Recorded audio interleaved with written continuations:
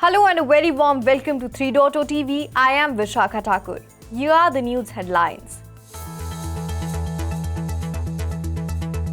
Cryptocurrencies flat ahead of key US CPI numbers later today.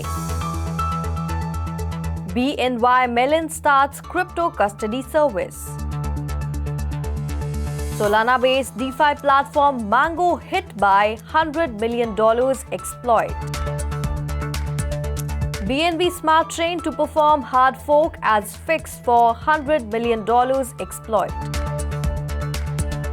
Google collaborates with Coinbase to accept crypto payments for cloud services. Smart contract platform Soroban receives $100 million to build on Stellar network. SEC probing board ape creator Yuga Labs over unregistered offerings. Ripple builds new partnerships in France and Sweden.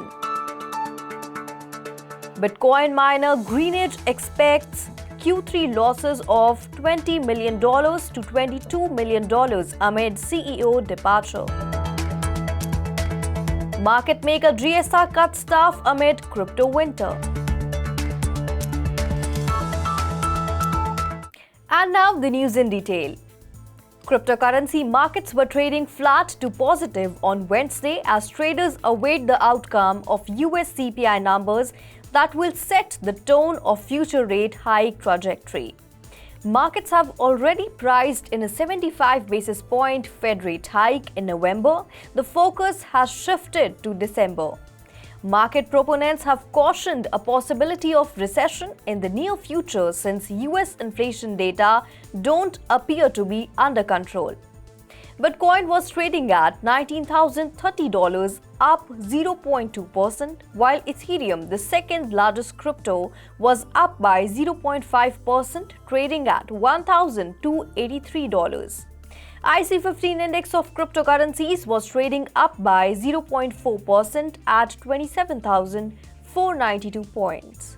Bank of New York Mellon, the world's largest custodian bank and the country's oldest lender, has added cryptocurrencies to its custody services. To this point, traditional fund managers interested in holding digital assets would have had to find a firm specializing in cryptocurrency for custody services rather than relying on BNY Mellon to perform the necessary back-office tasks related to their usual security holdings. BNY Mellon will now be able to provide those fund managers with key storage for accessing and moving Bitcoin and Ether, as well as other traditional bookkeeping functions. Mango, a decentralized finance platform hosted on the Solana blockchain, has been exploited for over $100 million. The exploit was initially reported on Twitter by blockchain auditors AutoSec, who say the attacker was able to manipulate their Mango collateral.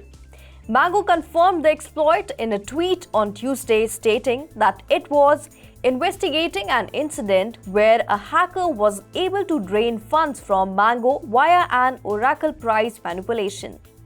In its initial statement, Mango said it was taking steps to have third parties freeze funds in flight and disabling deposits on the front end as a precaution. Mango's MNGO token was down over 42% in the past 24 hours amid fears that the platform may have been exploited.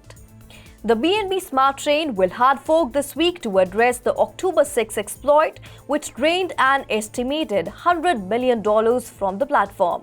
The temporary urgent patch will be released on Wednesday, October 12 at around 12 p.m. ET. The BNB chain, which is closely linked to the cryptocurrency exchange Binance, is made up of the BNB Beacon chain and the BNB Smart Chain. Deposits and withdrawals for the BSC network will be suspended an hour before the hard fork and will be resumed once the upgraded network is deemed stable, according to Binance. Google will start accepting crypto payments for cloud services early next year. Google announced on October 11th at its Cloud Next conference that it will accept cryptocurrency payments through integration with cryptocurrency exchange Coinbase. Crypto payments will initially be available to a small number of Web3 industry customers.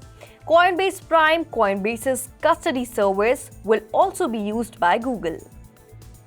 Soroban, a native smart contract platform, announced on 11th October that it has launched on the Stellar network with the support of a $100 million fund. The Stellar Development Foundation allocates $100 million to developers creating tools and products for the Soroban ecosystem through incentive programs such as Sorobanathon, First Light, which rewards developers for testing Soroban and sharing feedback, code examples and tutorials. The incentive program aims to assist the platform in its efforts to provide more cost-effective smart contracts with lower than average consistent gas fees. The platform's creators have also developed a fee model that offers consistent fee pricing based on the amount of computing power used to process a transaction. The US Securities and Exchange Commission is probing Yuga Labs, the creator of the Bored Ape Yacht Club NFT collection, over whether sales of its digital wallets violate federal law, according to an unnamed source close to the matter. At issue, the source said, is whether some of Yuga's non-fungible tokens are closer to stocks and thus should follow the same disclosure rules. The key legal question at the center of the probe is whether NFTs are securities, a question the SEC has reportedly been investigating since March. People familiar with the matter said at the time that NFT creators and crypto exchanges were being looked at. The SEC is also reportedly looking into how ape coins, the Ethereum-based governance and utility tokens used within the APE ecosystem, were distributed to holders of Bored Ape Yacht Club, Mutant Ape Yacht Club and Bored Ape Kennel Club members. A spokesperson for Yuga Labs confirmed that it was cooperating with the SEC's probe into the matter. Ripple Labs, a cryptocurrency payments company, has formed new partnerships in France and Sweden, extending its march into Europe despite the current wintry freeze that has engulfed much of the crypto industry. Ripple signed agreements for its on-demand liquidity system with Lemonway, a Paris-based regulated payments provider for online marketplaces, and with Xbart, a Swedish money transfer provider focused on remittance payments between Sweden and Thailand. RippleNet, a consortium of banks and payment providers that have agreed to use Ripple's blockchain network for international payments, has a payment volume of more than $15 billion per year, according to a press release from the company. Greenwich Generation Holdings, a Bitcoin miner, expects a GAAP net loss of $20 million to $22 million for the third quarter following the departure of Jeffrey Kurt on October 7. Greenwich reported expected revenue of around $29 million in its preliminary financial and operating results for the quarter, compared to $35.8 million in the same quarter last year. Greenwich shares fell around 24% on October 10th, closing at $1.32. The mining firm also announced the appointment of David Anderson as its new CEO. GSR, a crypto market maker, laid off employees in the third quarter as part of structural changes, becoming the latest trading firm to scale back growth ambitions amid a chilly crypto winter. GSR cut less than 10% of its workforce. GSR's website lists 300 employees worldwide.